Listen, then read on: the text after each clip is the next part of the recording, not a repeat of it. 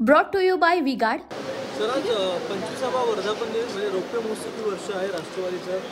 कसं बघता पक्षाकडे तुम्ही सुरुवातीपासूनच आतापर्यंत 25 वर्ष पक्षाबरोबर तुम्ही देखील आहात, कशा प्रकारे बघता? मी आज एक लेख लिहिला आहे, त्याच्यात मी लिहिलं आहे संकट फार भित्री असतात, ती अंगावर घेऊन ते आव्हान पेलावं लागतं आणि नंतर संपवावी लागतात. 25 वर्ष साहेबांनी तेच केलं. अनेक संकट दिली. पहिलं तर संकट होतं काँग्रेस पक्षातनं बाहेर काढल्यावरती काय करायचं. पक्ष बांधला, उभा केला, 15 वर्ष सत्तेत ठेवला.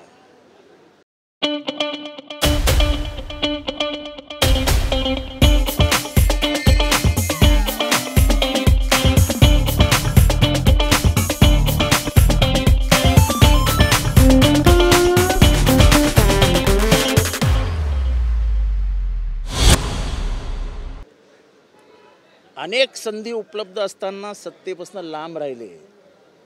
मी पुरोगामी आहे, त्यांना मनापासून खात्री आहे, त्यांच्या हृदयात आहे पुरोगामित्व.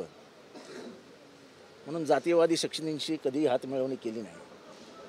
संधी मिळतात शरद पवार नीतीने परत डाव साधला आणि MVAची स्थापना करून सत्ता मिळवली. अर्थात त्याच्यानंतर पक्ष फोडण्याचं काम सुरू झालं. काही गद्दारांनी, जवळच्याच गद्दारांनी, ज्यांचं आयुष्य साहेबांनी घडवलं, त्यांनीच साहेबांच्या पाठीवर वार केला.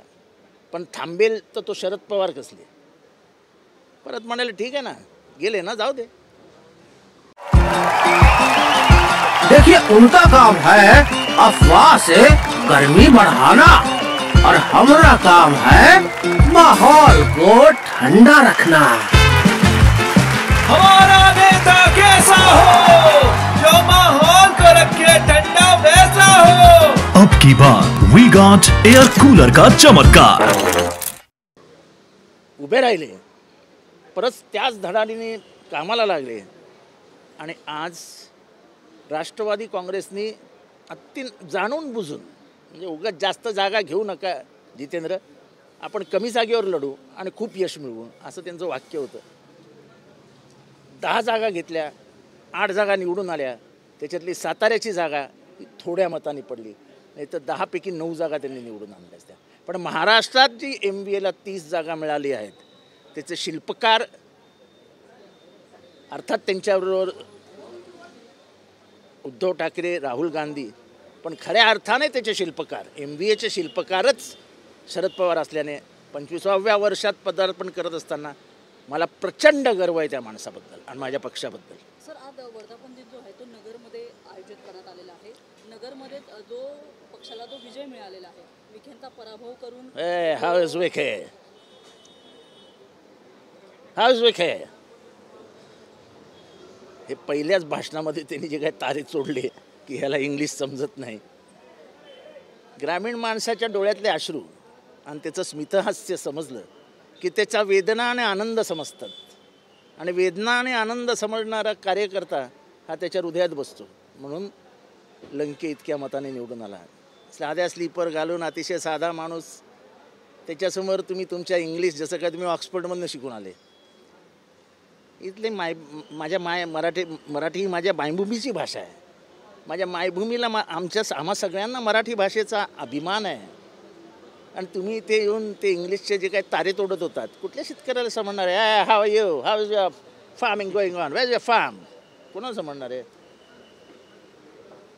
आपली आपली बोली भाषा बोलावी. उगाच काहीतरी मी इंग्लिश बोलतो, गर्व उतरवला लोकांनी. आजच्या मिळालेल्या दिन सर 2 ठिकाणी साजरा होतो. एक तुमच्या राष्ट्रवादीचा, दुसरीकडे मुंबईत सुद्धा साजरा झाला.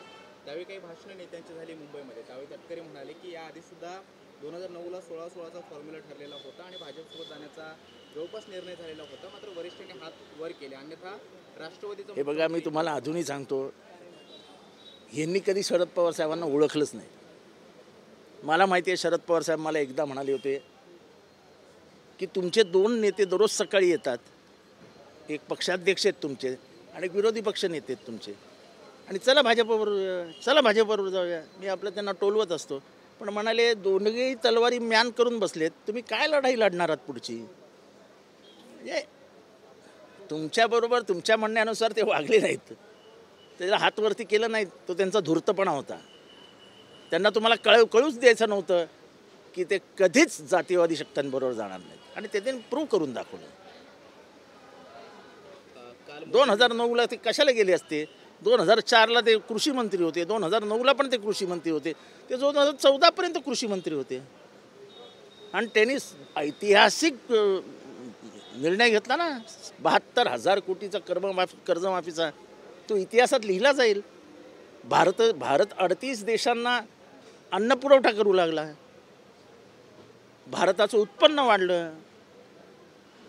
तांदळामध्ये भारत 1 नंबरवर गेला. शेतकऱ्यांना रास्त भाव मिळू लागला. शेतकऱ्यांची भरभराट झाली. आणि म्हणून प्रेम आहे शेतकऱ्यांचं साहेबांवरती. हे 10 जागा 9-8 जागांचं यश हे शेतकऱ्यांचं यश आहे. इथल्या ग्रामीण भागातल्या सगळ्या शेतकऱ्यांनी साहेबांना उचलून धरलं. आणि महाराष्ट्रात कोणालाच आवडलं नाही जे काही साहेबांबरोबर ह्या सगळ्या नतद्रष्ट लोकांनी केलं, ते कोणालाच आवडलं नाही. केंद्रीय मंत्रिमंडळाचा विस्तार झाला. मोदींनी पुन्हा एकदा पंतप्रधान म्हणून शपथ घेतली. मात्र याची पहिली ठिणगी पडलेली आहे शिवसेना शिंदे गटामध्ये. शिंदे गटाचे खासदार बारनेंनी आरोप केलेला आहे की केंद्रीय मंत्रिमंडळाचा विस्तार करण्यामध्ये भाजपनं दुजाभाव केलेला आहे आणि आम्हाला मंत्रिपद दिलं नाही. प्रत्येकाने आपापला संसार बघावा. मी त्यांचा संसार कशाला बघू?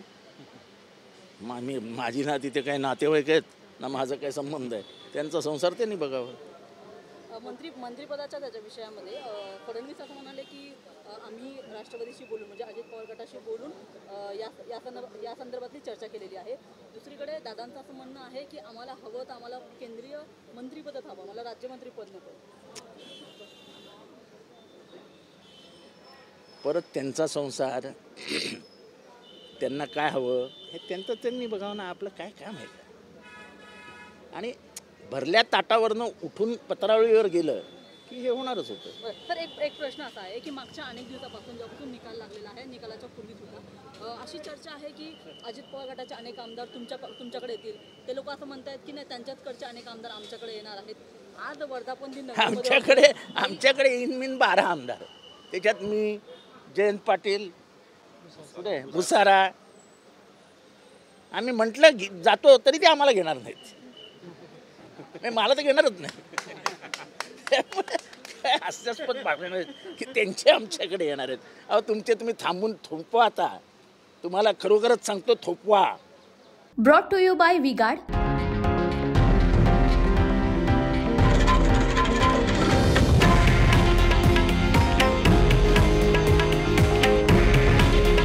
हे आहे देशातील नंबर 1 न्यूज नेटवर्क आणि आपण पाहत आहात TV9 मराठी. काळजी तुमची, हित महाराष्ट्राचं.